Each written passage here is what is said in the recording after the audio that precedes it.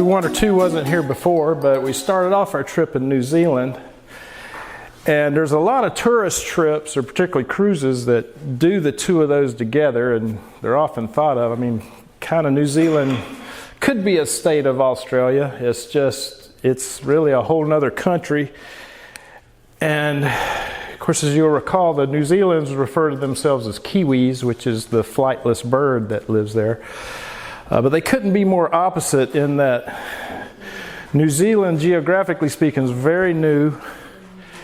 And the only animals native to New Zealand are birds. And there are no predatory or poisonous native animals of any kind in New Zealand. Australia, on the other hand, has thousands of poisonous things. They have the most ways to die of any other continent anywhere.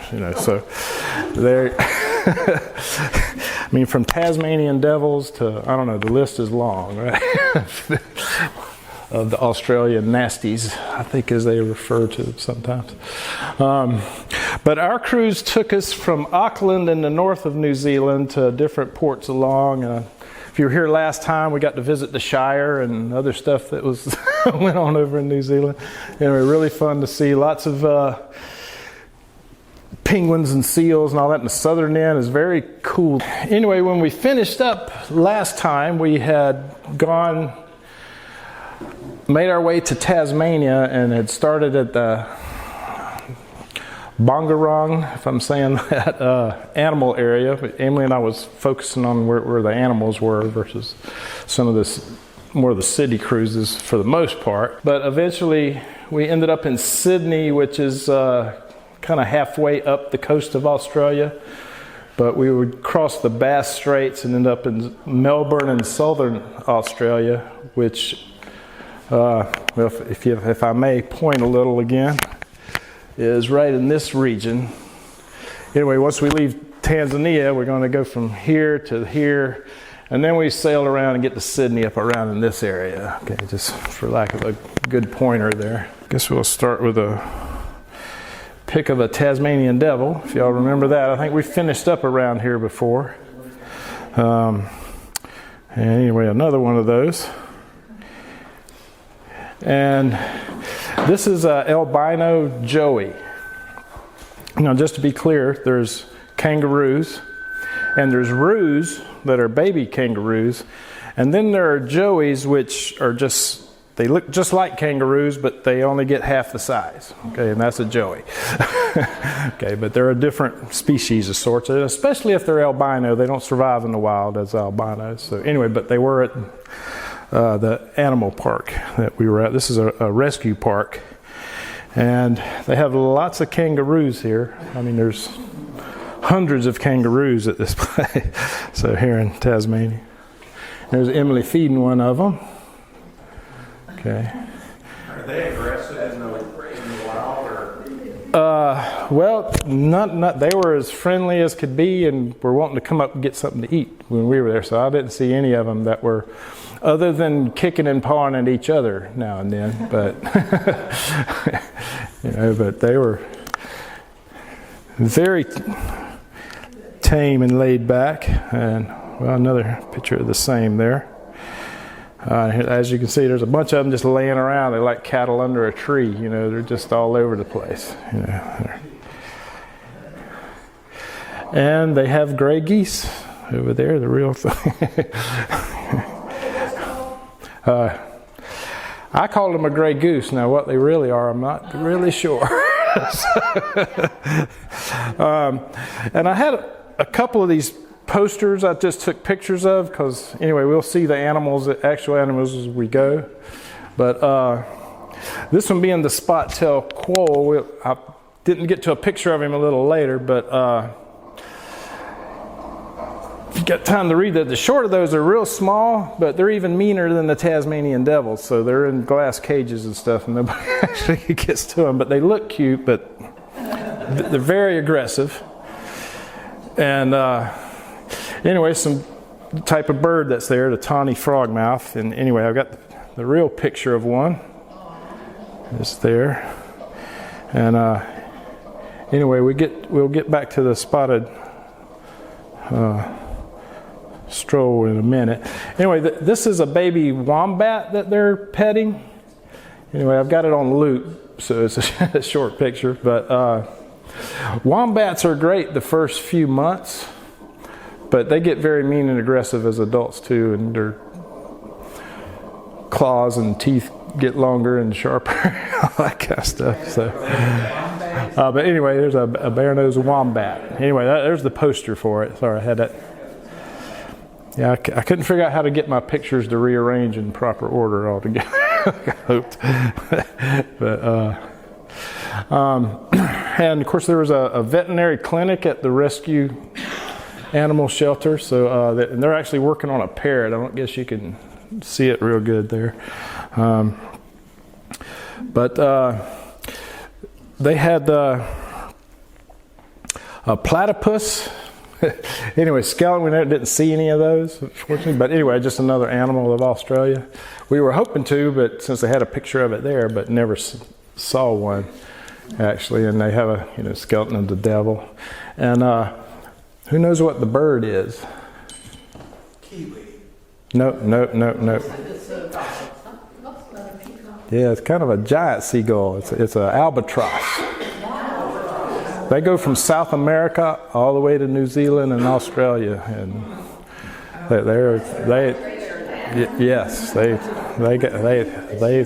they cover more ocean than any bird around there is. And we actually saw some of those flying off the southern tip of New Zealand. That's why I got this in the previous. So anyway, if you wonder what their license plates look like, there's a Tasmanian. So anyway, we're out of the animal park and back to civilization. And now Tasmania and Australia, like parts of New Zealand, well, not New Zealand, but Australia, Tasmania and Australia, of course, started when, after the American Revolution, the British didn't have anywhere else to empty their jails, so Australia became the penal colony. When they couldn't take them to Georgia and South Carolina anymore. So anyway, a lot of the structures you're fixing to see were all built by prisoners. This bridge, and I can zoom in on it. I don't know if you can see that year, but anyway, it's 1823 is when it was built. So it was when the prisoners started showing up. A lot of this is, anyway, early 18th century. Behind that, just to zoom in a little, is of course a church, and they have a pointed top. And if you're in Australia or New Zealand, the pointed top means which faith? Anyway, that's the Catholic church.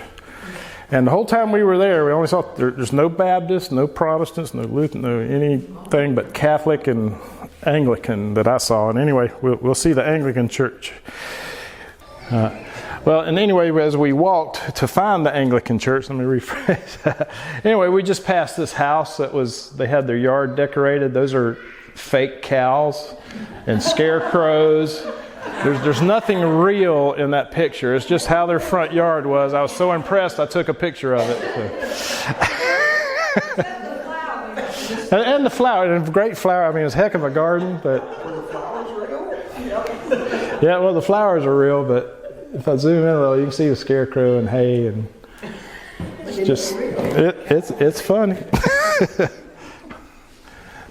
Okay, and here's the Anglican church, which is the only place I've seen a church with a clock on it.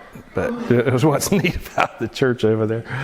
Anyway, as we walked up to it, we got a few views of the Anglican church, of course. So, and right at the front red door, yeah.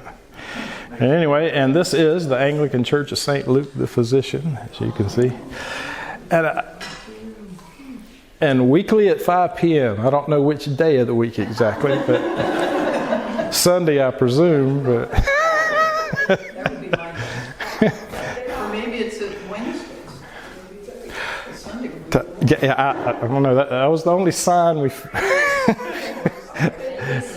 we found.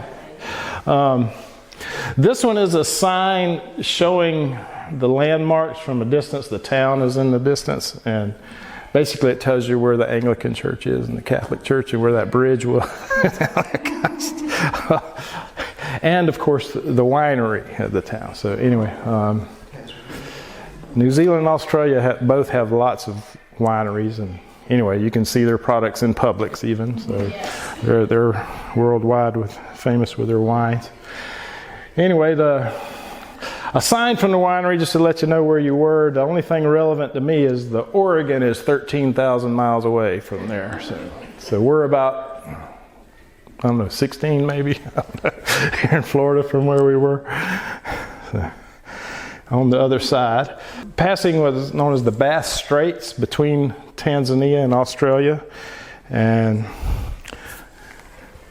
you can kind of see the Australian coast in the distance on this one. So, and when you're caught, well, you can't really see it that well. Well, it looks like it, but it's just big old rock islands. So it's not just smooth sailing. You got to watch what you're doing between those two areas, because we passed quite a few. I got a picture of a different day excursion than to go to the tour in Melbourne. But because the city tours, between Viking River cruises and the other ports we stopped at, we discovered a lot of the city tours are really ABC tours, if you're speaking in English anyway. That is another bloody church, another bloody cathedral, or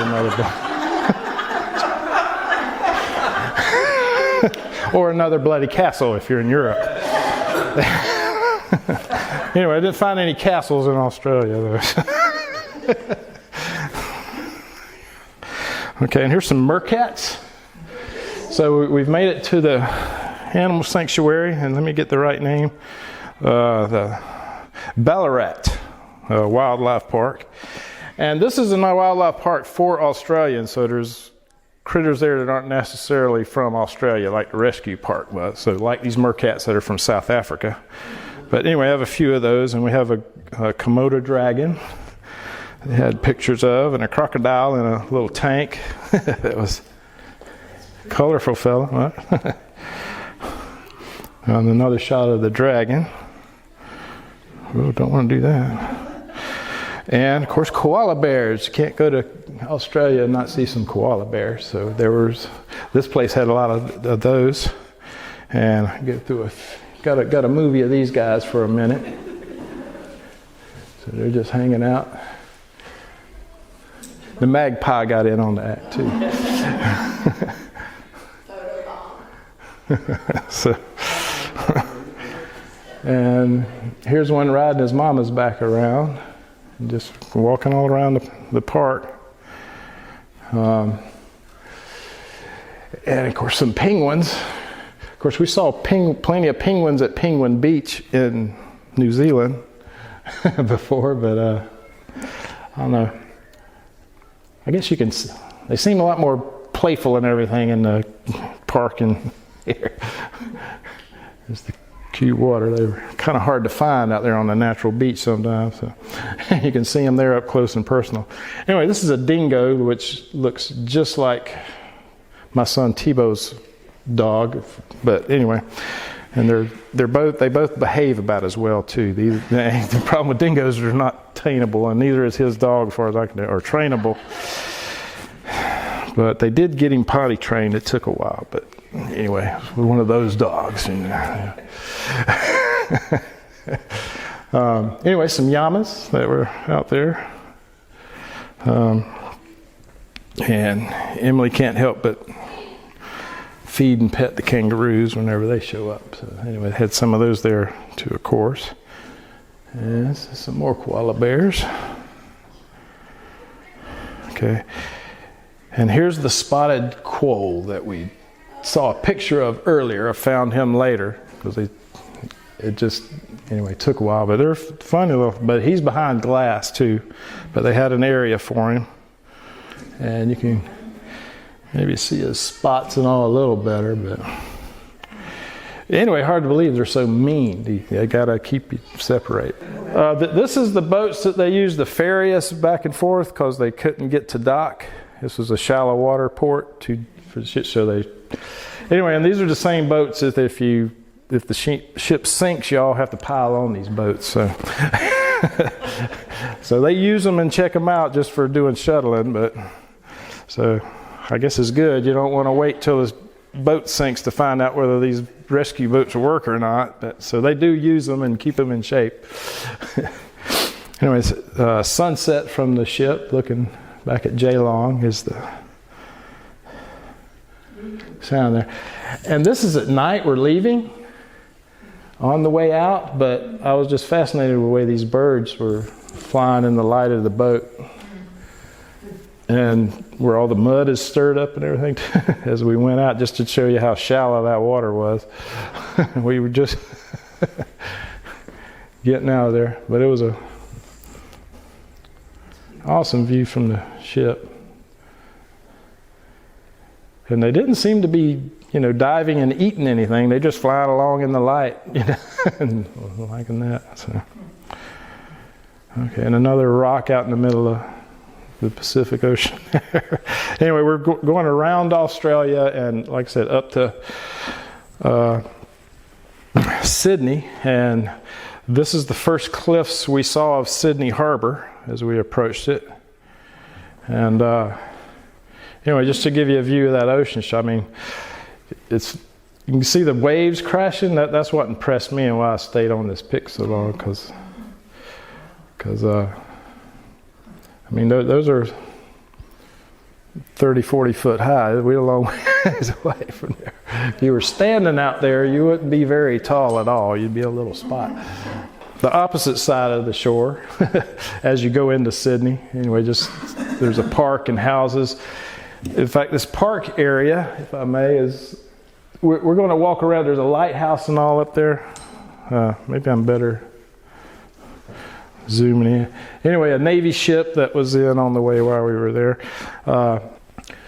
Unlike New Zealand has an army, but it's more like, or a Navy, but it's more like our Coast Guard. Australia, on the other hand, actually does have a Navy and a military force. So, and has basically any war that England has been in, Australia has been there with them. Throughout time, they had war memorials and stuff in the city. Anyway, we're, as you can see, riding into Sydney. Again, one of the most beautiful ports in the world to come into for a safe water harbor. And yes, and the Opera House is straight ahead with the bridge on the left. And actually, Sydney proper is to my left side of the bridge. Sydney Harbor is actually surrounded by 5 or 6 big cities. Just Sydney's the biggest. It's different cities. In fact, this right side of the bridge over there is known as Mandy. And anyway, it has its own beach. It's on the Pacific side out there. So it's kind of a beach city. So if you want to go to the beach, you have to take a ferry across the harbor or the bridge, but ferry's the funner way. This is the main. Yeah, that's Sydney proper. And this is the Opera House. Yes, that's correct. And anyway, we just kind of keep getting closer as I go through my pictures. And here's almost to the Opera House. Opposite the Opera House is the Governor's Mansion. Because you wonder where that is. And that's, of course, right on the coast, but the opposite side. And that's literally right from our boat. We're pretty near it. I'm on all, greened and trimmed and lush looking, and obviously not far the rest of the city. And the Opera House, what surprised me about this, they call it the Opera House, but actually each one of these fins, if you will, is its own stage and showroom. So they can do a lot of things at once going on there. And so there's, and you can just get an idea how big it is. In fact, there's a lot of things they do with that really surprised me, as you'll see shortly. Okay, so we went under that bridge. You saw it from the distance earlier. Anyway, you can see the people under the flag under there, just to emphasize how big the bridge is. Yes, yeah, they take tours. It costs, every one of those people spent $120 to get up there. Just to tell you. Australian dollars, it's about 80 of ours. I found out later how much it cost, but anyway, I tried. I thought, I don't need to go up there that bad. Besides, we had to go to the beach. We had other plans. I spoke wrong. The Prime Minister's mansion is who we saw earlier.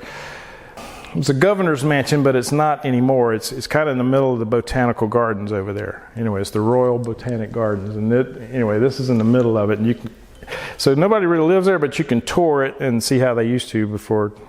Anyway, it's just the governor was a title when England still ruled it directly versus becoming its own country. It's surrounded by a huge botanical garden. It's like, I don't know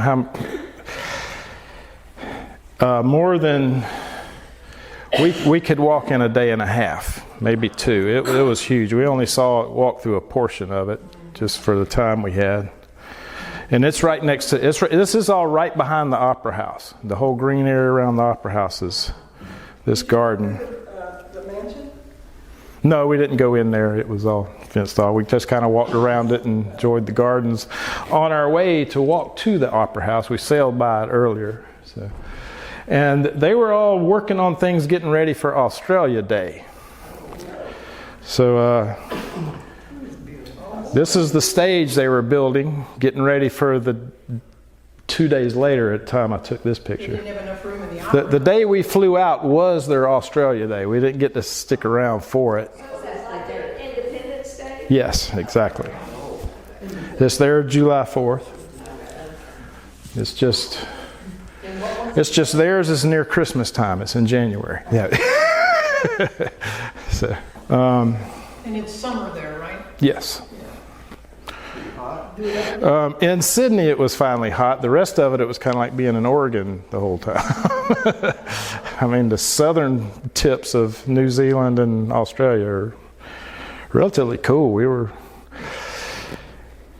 didn't use most of the summer clothes we brought. We had to buy new clothes to wear because didn't have warm clothes. We thought it was going to be summertime, but when we got to Australia, we finally got to get our summer clothes on.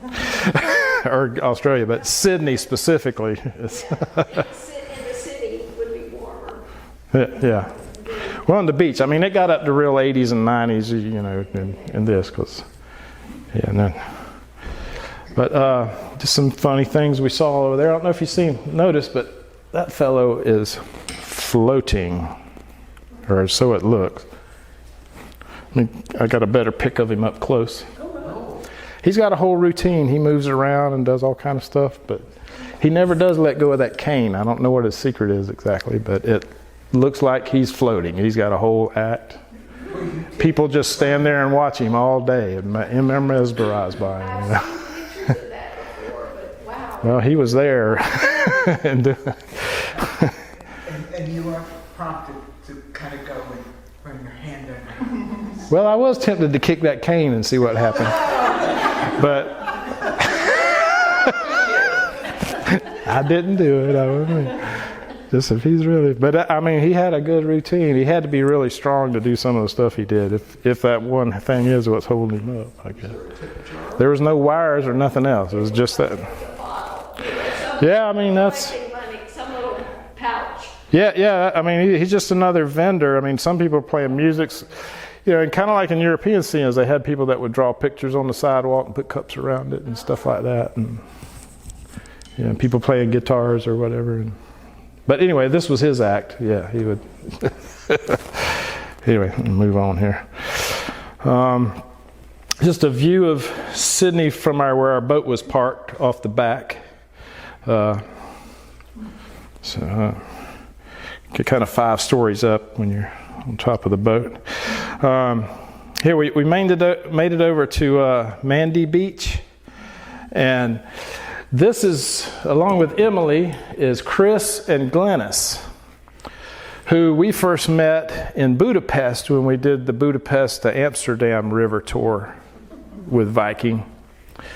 And anyway, they found out they were coming. They actually live in North Australia, so they took a 600-mile trip to come to Sydney and see us while we were visiting there and give us the grand tour of the beach. So we would have never known how to get over to this beach if it weren't for starters, not to mention some of the places they took us to eat that were really good. But so it was great seeing these two ladies. They were a big help.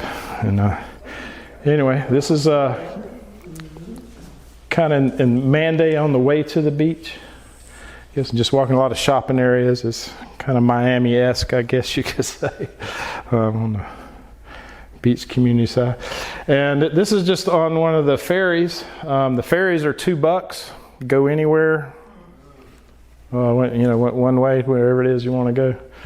And anyway, thanks to them, we figured this out a lot easier than we otherwise would have too. We didn't first where to go to catch the thing in the first place. All those kind of things. So it's really neat. Whoops, sorry. This street is known as the Rocks. This is the old original shop and tourist area before, 50s and the industrial age and automotion and anyway, the big city grew up around it. Pretty neat, just the little things to point out. They don't have pharmacists, they have chemists.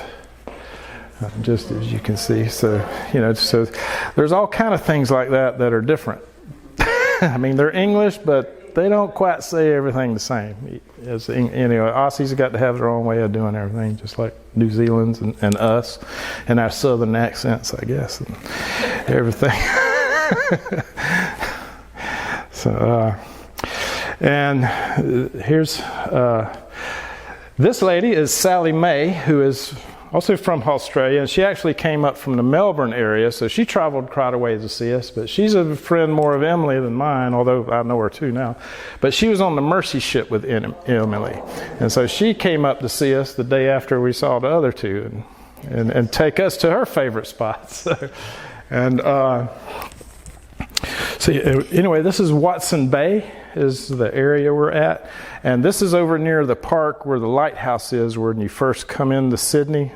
Pointed out on the left was the lighthouse. Anyway, we're going to get a walking tour up to where the lighthouse is, thanks to Sally Mae here. So anyway, and she got a picture of me and Em there at Watson Bay too, as you can see. And just a pretty view, place to sit and watch the bay. I guess we walked a couple hundred yards uphill since the previous picture where the boat dock and all was. Basically around the beach to come up there. And just some of the views as you walk around the park. And they do have cannons and fortresses, and you'd think that was World War II or something like that, but actually there was a rumor in the 1920s that Russia was going to come invade Australia. And they built up all kind of fortresses, but Russia never came.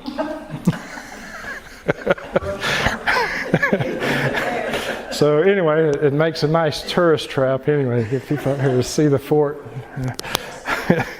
All these, early 1900 artillery pieces. Okay. Anyway, kind of a view of, then of course those are the cliffs we saw coming in, but I just got a movie from over there.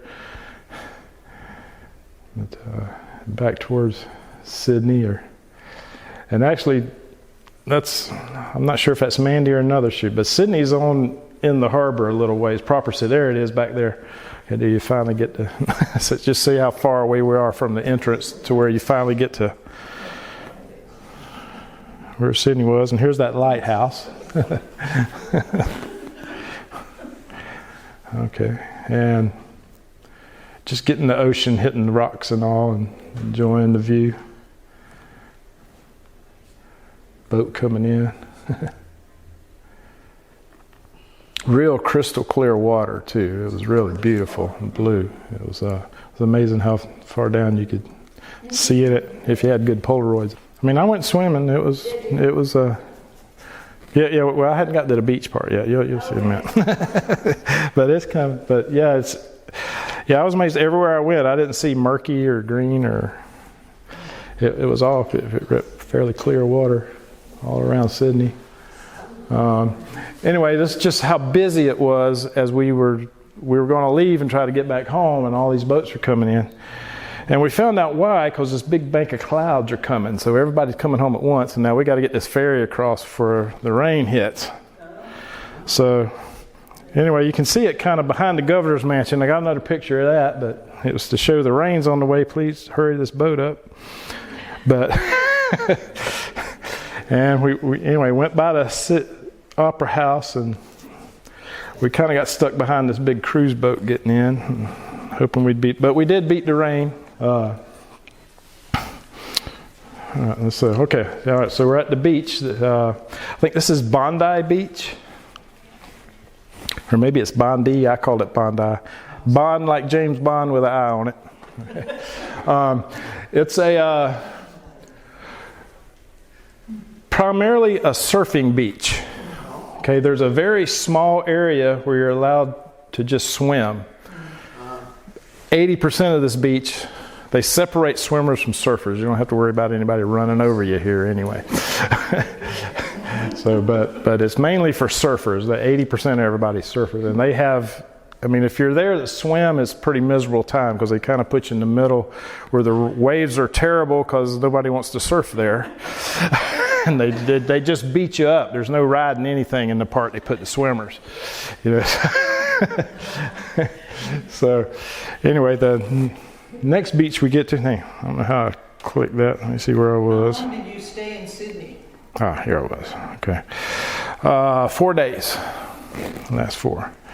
Well, I guess kind of anyway, kind of a shot from the Bondi Beach from one end. Like I say, there's plenty of surfers, but you can see just right in the middle is where they let the swimmers, and that's it. So everything else is for. So that one clump of people is. But a lot of people out there, it's just you got to be a surfer if you want to really enjoy it. Now I was looking at the beach kind of to my left. To my right was this place. And I think I have a picture of this. Yeah. Anyway, watch these waves coming in. I was really worried about the guy on the corner down there. Because there's a lot of big rocks down there.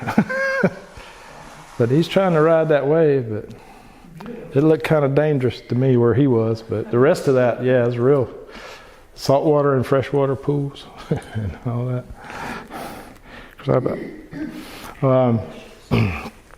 50 Lashes beer that I had while I was there. Okay. It was one of the local Australian breweries we were at. Now this is in Darling Harbour, kind of a area of Sydney that we toured around to. Had some, anyway, good restaurants we went to. And anyway, they have, I don't know if you remember in New Zealand, we went to a nautical museum, had some pics of that, talking about, because New Zealand's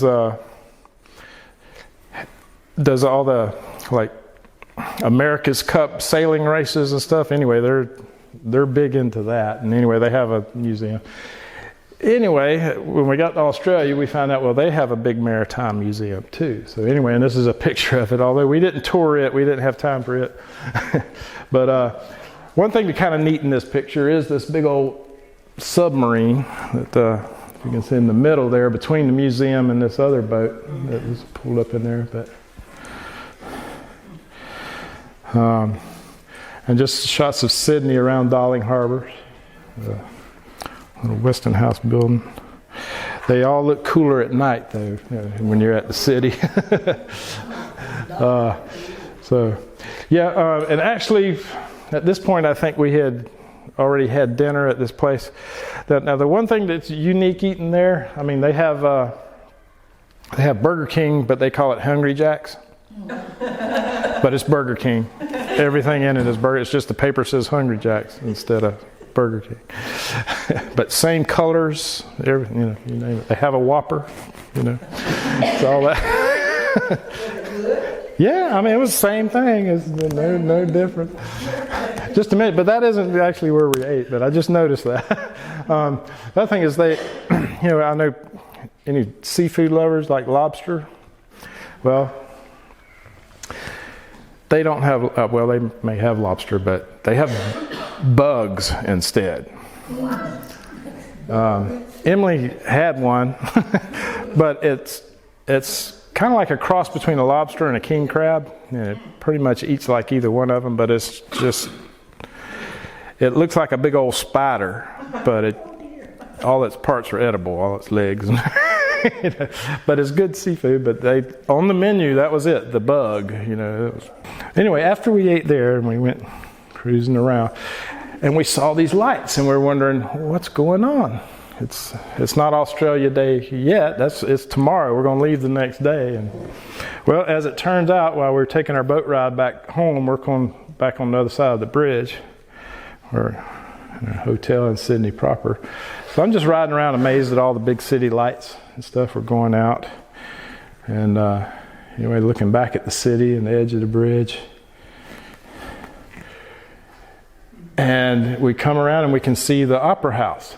Look at the Opera House. Lit up like the Australian flag, right? So anyway, they were getting ready for the big show the next night with the fireworks and everything and testing all the lights. So we got at least to see all the lights. And I had no idea they could do this to that building. I mean, that's a huge, kind of oblate white building, right? But as we got closer, yeah, they had the whole thing lit up and they could change it. See, now it's kind of a starry night look. Oh my God. And there's the Aboriginal flag colors.